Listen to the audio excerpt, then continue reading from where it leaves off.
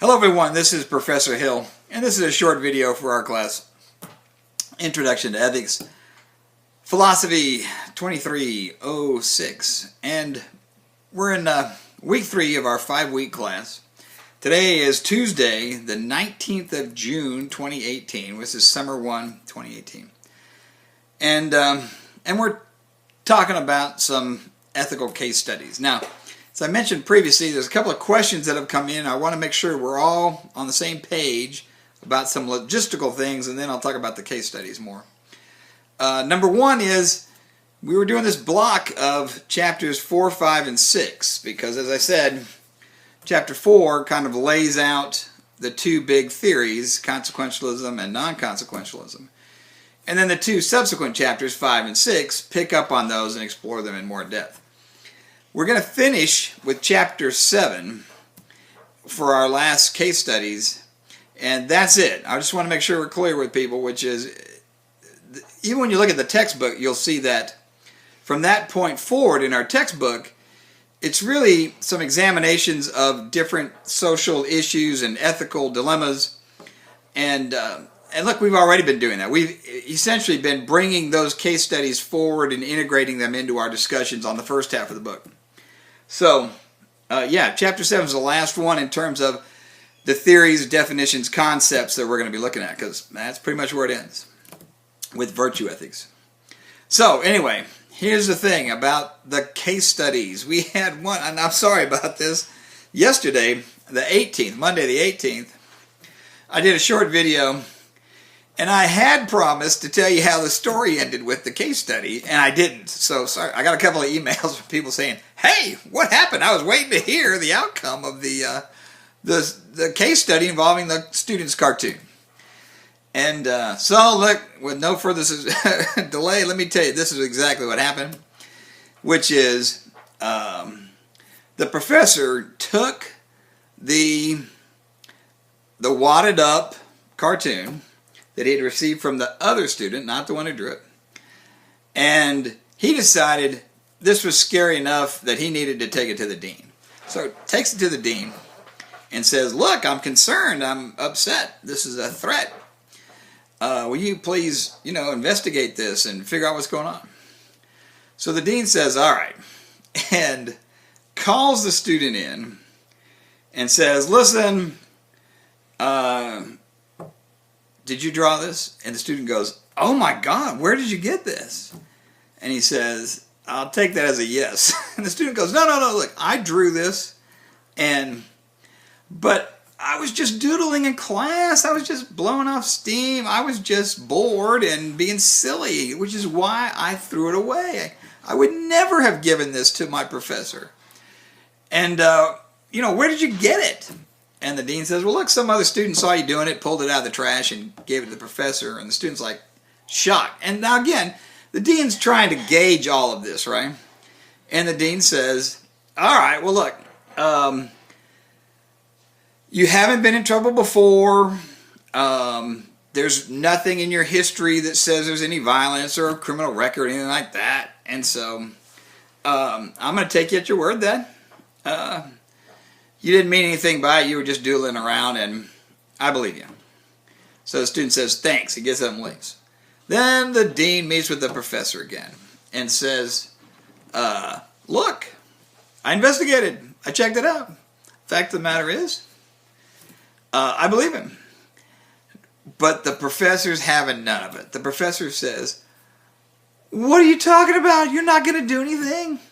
He's like, I've got the threat right here in my hand. Come on, man. He says, I can't believe I have been threatened by a student. You're not going to do anything about it. Well, now the dean's like, all right, look, I really don't think he meant any harm. And it's like, look at the picture. The guy's got a gun. Anyway, so the dean thinks about it some more, calls the student back in, and this is where it got unusual. I think it had to do with the fact that we were, and this is crazy, but I think it had a lot to do with the fact that they were right at the end of the semester. There was only like a week or two to go before the semester ended, and it was a spring semester. So the dean calls the student and says, look, The professor's unhappy. I guess he's got a point. So this is what I'm going to do. I'm going to suspend you for the rest of the semester, 2 weeks, right? And I'm still going to let you finish your classes. You can take your exams. And with this particular class, I'll just get a different professor to give you the exam, and that way there's no conflict, and the student, the professor won't retaliate against you or anything. So I'm going to suspend you, but you finish your classes, take your exams. It'll only be for this semester, and then we have summertime. You come back in the fall, pick up, like nothing ever happened. And the student's reaction, I think, is just really fascinating. The student goes, "Oh, okay, whatever you think is best." The student's like, "Sure, I get it." Didn't cause a stink, didn't complain, didn't try to challenge it, just said, "All right." And that's exactly what happened, which was that, the dean turns around and says to the professor, "All right, I really listened to you, and I came down on that student and suspended him." And then the professor feels better. The student takes the exams, leaves for the summer, which he was going to do anyway, in 2 weeks or a week or something. He's gone all summer, comes back in the fall, picks up where he left off. No one says anything else. Now, I think the dean thought, "Oh, I'm striking the right balance," and was able to punish the student, but it wasn't too severe. First of all, I got to tell you, I disagree with that. I think that was nonsense. I think the student was not a threat. I think the dean figured that out when he interviewed him. I took the student at his face value, said, "Look, he threw the act of throwing it away to me showed the requisite intent, which was he wasn't threatening." And I've also got to tell you, any suspension for any amount of time, especially given the circumstances, I was suspended from law school for threatening a professor. That's kind of bad. At some point, that student's going to end up explaining that to some bar examiner, if nothing else. Now, the dean has to actually certify that the student's, fit to take the bar. Moral, ethical character. Believe it or not, that's one of the requirements to sit for the bar. The dean's got to certify that, and the dean was like, "Yeah, but I'll do that because I believe the student." And I'm like, well, if you did that, if you're willing to do that, why punish the student at all? It seemed to me contradictory, but anyway. I get it, that part of what, it means to be a dean is to try to make peace and make everybody happy and split the difference on some of these things. I personally thought it was a lousy decision, but there you have it. All right, so that's the end of the last one that was due Sunday night. We've got another one coming up now, which is one of the more complex ones we've seen. So don't think that it's simple. And what I mean by that is a lot of students, they read through and they see a happy ending and they think, well, all's well that ends well. And I'm like, yeah, but look at all the issues that are really raised here. Now, a lot of people are going to be, this is the Nash family case. A lot of people are going to be familiar with the book and the movie, My Sister's Keeper, which was actually based on this true story. So the case we're looking at is the true story. The movie fictionalized it and made it a little bit more dramatic for the sake of a movie. In the movie, for example, there's an ongoing process which is painful to the one sibling. Whereas in reality, all they did was take the umbilical cord and take everything they needed out of that, so there was never any ongoing medical procedures. There's no pain involved.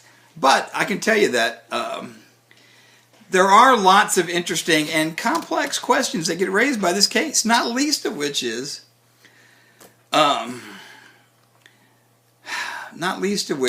eugenics.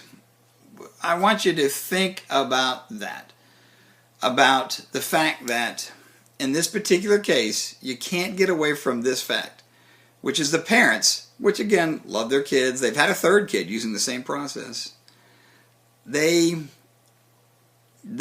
created a human being as a medical therapy for another human being. Now you got to ask yourself, is that really an appropriate thing to do? I mean, people have kids for all kinds of reasons, and I think to yourself, I don't want to start telling people how and when they can have kids and why, but that kind of utilitarian and even instrumental aspect to this case, the why they were, again, we're back to the intentionality, why they were doing what they did. And again, creating a human being for medical therapy for somebody else is disturbing, and it raises lots of these issues. And then you get into the whole selection piece, which is the eugenics aspect of it, which is, you got to remember, they went through this process and were selecting out fertilized embryos that didn't already have the disease, that didn't have the Fanconi anemia, that was a good tissue match. I mean, at some point, when you start down that process of fertilizing lots of eggs and then selecting out which ones for different characteristics and reasons, and in this case, what's the one that makes this person the best match for the girl, for her medical therapy? There's a lot going on there. So here's the thing. Don't think it just is a simple case. I read it. Things worked out fine. Who cares? I'll post in some of the real significant genetic concerns, the eugenic concerns, the selection concerns. And you're also going to have to grapple with right away this question about personhood. Is a fertilized cell a person? If it's a person, does it have rights? What rights? Why? Where did they come from? That's all kicking around in this case. And lots of people, I get it, think that personhood begins with conception.